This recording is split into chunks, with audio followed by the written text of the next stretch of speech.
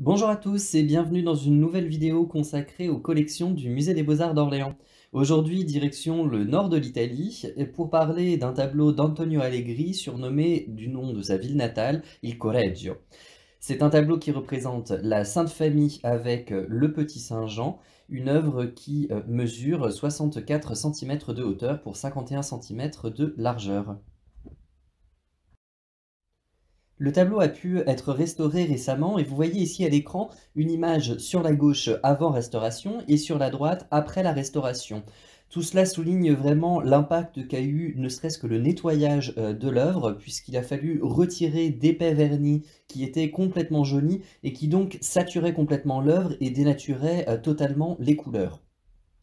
Le travail a évidemment aussi permis de mieux dégager et de mieux comprendre la technique picturale de Corrège. Cet artiste est dans ce tableau encore dans une phase d'expérimentation, de jeunesse, où il utilise des techniques très variables. Et dans le tableau d'Orléans, on retrouve et on découvre finalement une technique très proche de ce tableau de Milan à la Pinacoteca di Brera, où l'on voit l'adoration de l'enfant. Et regardez comment la structuration des ombres, la construction des couleurs est extrêmement similaire entre les deux tableaux. Et c'est vrai que la restauration a permis de vraiment dégager complètement cette technique chez Corrège dans le tableau d'Orléans et de mettre en valeur ce tableau.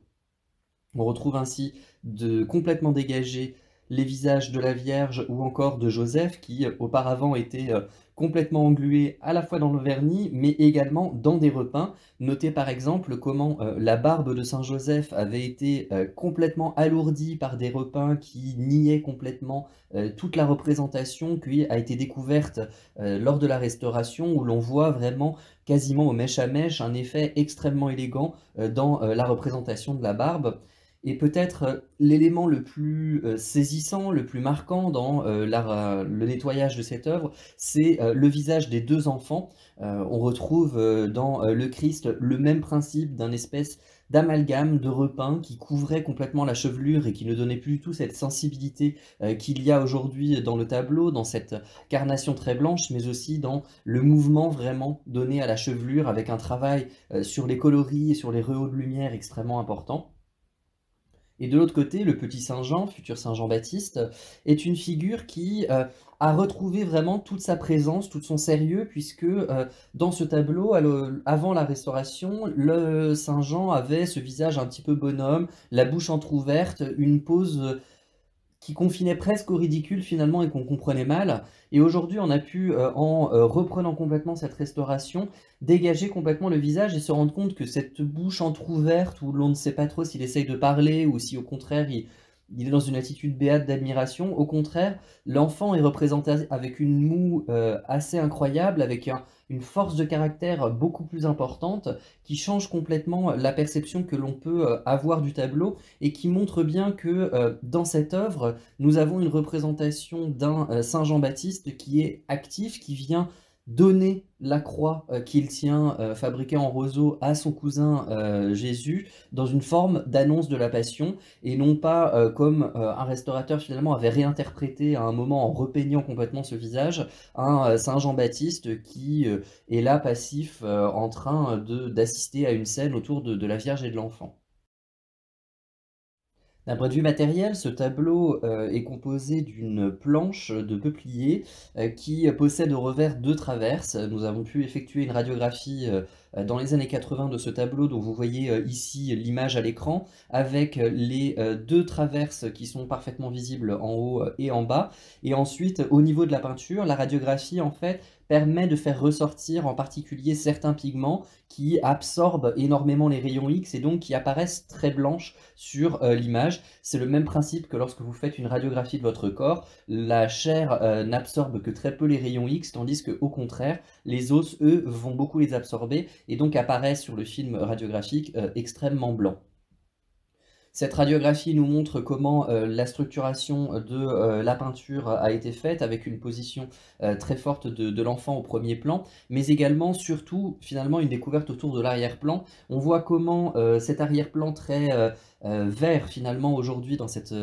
après cette restauration, était à l'origine construit comme un paysage peut-être plus ouvert, avec deux arbres qui étaient représentés, dont on voit bien les troncs à l'arrière-plan, et qui devaient potentiellement ouvrir sur un paysage vallonné à l'arrière-plan que l'on devine en radiographie, quelque chose finalement d'assez similaire à ce tableau conservé aux États-Unis, et qui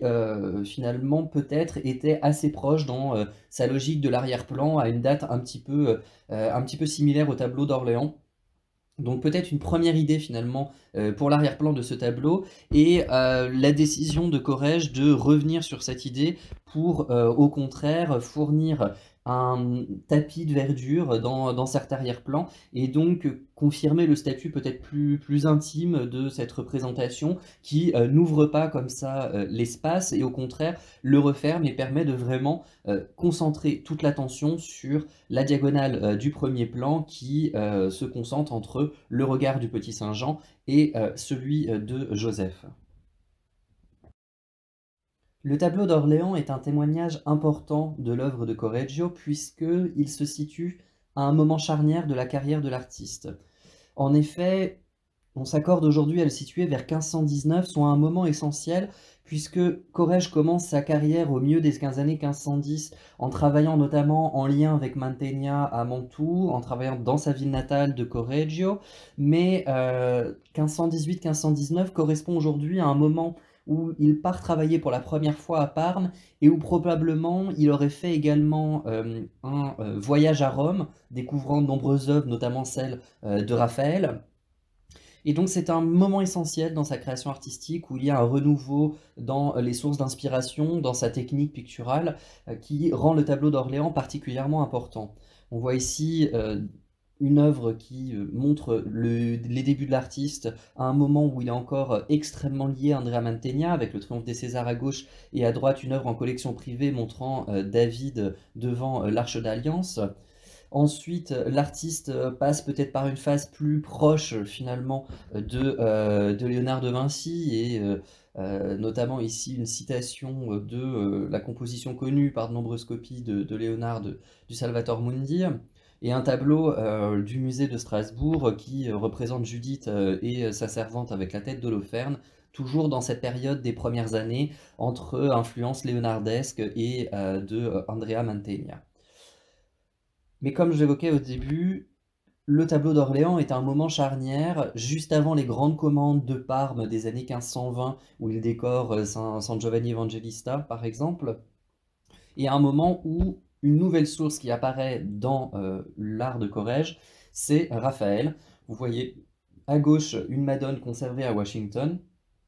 et la composition avec cette structure en diagonale autour d'un jeu entre le petit Saint-Jean et l'enfant Jésus est évidemment fortement inspirée de ce tableau, même si, grâce notamment à la restauration et à ce dégagement des repeints du visage du petit Saint-Jean, on voit quelque chose d'un petit peu différent à Orléans, puisque si cette diagonale de force est respectée dans le tableau d'Orléans, il ne faut pas négliger le fait que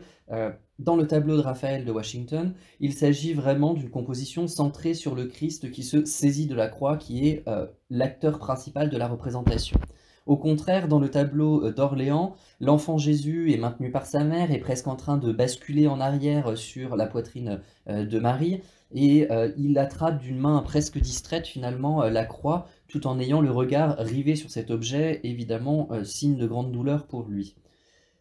La figure essentielle, parfaitement campée dans la représentation, et qui vraiment est l'acteur de ce geste de reconnaissance du Christ, c'est le petit Saint-Jean, qui, avant même d'être le prophète qu'il deviendra plus tard, baptisant notamment le Christ, c'est le petit Saint-Jean ici qui semble vraiment actif, qui semble s'avancer vers son cousin, et donc nous faire aussi rentrer dans l'image et dans cette reconnaissance de la représentation du Sauveur. Le tableau d'Orléans, dans son style, dans sa construction, est à un moment similaire à celui du Saint Jérôme conservé à Madrid ou du Saint-Antoine conservé à Naples. On voit évidemment 3 tableaux dans des états de conservation très différents, mais la manière dont sont construits les couleurs, dont sont construits la structuration des plans, de la lumière, ou encore la représentation des pilosités, sont extrêmement proches entre ces 3 tableaux, et plusieurs spécialistes ont déjà effectivement souligné le lien entre ces 3 œuvres. Mais le tableau avec lequel l'œuvre d'Orléans est le plus souvent confrontée, c'est bien évidemment celui des collections royales d'Angleterre. Vous voyez ici à droite cette Sainte Famille avec Saint Jérôme, où la structuration de l'image et la construction des différents plans est extrêmement proche entre ces œuvres. On retrouve cependant dans le tableau de Londres davantage de liens au premier temps de la carrière de Corrège, avec ce regard vers Mantegna, vers les léonardesques, peut-être plus important, plus insistant dans ce tableau par rapport au tableau d'Orléans, qui lui a déjà un petit peu déplacé son regard en direction de Rome, en direction de Raphaël. Donc un renouvellement bien sûr entre ces 2 œuvres, et donc une chronologie qui pousserait plutôt à croire le tableau britannique premier dans sa création, et celui d'Orléans dans un second temps après une découverte de l'école romaine. Mais en tout cas, un lien extrêmement fort entre ces 2 œuvres, absolument crucial et important, notamment puisque l'historique de ces 2 œuvres a à un moment été lié. Si le tableau d'Orléans est important en raison de sa qualité et de son importance pour l'histoire de la peinture, l'historique du tableau ne l'est pas moins. En effet, il passe dans les plus grandes collections d'Europe avant d'arriver à Orléans. C'est une œuvre qui est très certainement commandée par les Gonzague, et donc il fait partie de cette imposante collection de Mantoue que les Gonzague ont constituée au fil du temps, et qui, durant tout le XVIe, assure la renommée de cette famille et de la ville de Mantoue. Mais simplement, au début du XVIIe siècle, la famille fait faillite et trouve un acquéreur d'une grande partie de la collection en la personne de Charles Ier d'Angleterre. Alors si la commande auprès des Gonzague est encore incertaine aujourd'hui pour le tableau d'Orléans, il est absolument certain que le tableau était dans la collection de Charles Ier, tout simplement parce qu'au revers se trouve encore aujourd'hui la marque apposée au fer chaud sur le bois du tableau, la marque de Charles Ier d'Angleterre et de sa collection, que vous voyez ici à l'écran. Pendant un temps, donc, les 2 tableaux représentant des Saintes Familles de Corrège étaient dans les collections d'Angleterre, mais en raison du renversement de Charles Ier, une grande partie, si ce n'est l'essentiel de la collection de Charles Ier, est dispersée en vente à Londres, et c'est à ce moment-là que le grand collectionneur et banquier installé à Paris, Everard Yabbar, achète le tableau aujourd'hui à Orléans, et donc le transfère cette fois-ci de l'Angleterre vers la France. À Paris, l'œuvre est donc dans la collection d'un des plus importants banquiers de l'époque, qui décide d'apposer son sceau au revers de l'œuvre. Vous voyez ici le fragment de sceau qui survit toujours aujourd'hui au revers du tableau d'Orléans, comparé à l'écu de Yabbar complet. Donc vous retrouvez bien la fleur et le chevron, ainsi que le signet. Mais simplement, Yabbar et sa collection font de l'ombre à la seule personne de Paris à qui il ne fallait surtout pas faire de l'ombre, le roi Soleil, Louis XIV. Une grande partie de sa collection, et notamment son imposante collection de dessins, sont alors transférés dans les collections royales, et le tableau de Corrège ne fait pas exception. Il gagne ainsi Versailles, où il est exposé durant de nombreuses années, pour être ensuite transféré à sa création au musée du Louvre, où il reste durant tout le début du XIXe siècle, et c'est à la fin du XIXe siècle que l'œuvre est déposée au musée d'Orléans en 1872. Ainsi, une œuvre créée à Mantoue pour les Gonzague, qui découvre les palais des rois d'Angleterre grâce à Charles Ier, qui fut exposée dans les salons d'Everard Yabbar à Paris, qui ensuite a été transférée à Versailles pour ensuite connaître le Louvre, et qui aujourd'hui est exposée au bord de la Loire au musée des Beaux-Arts d'Orléans.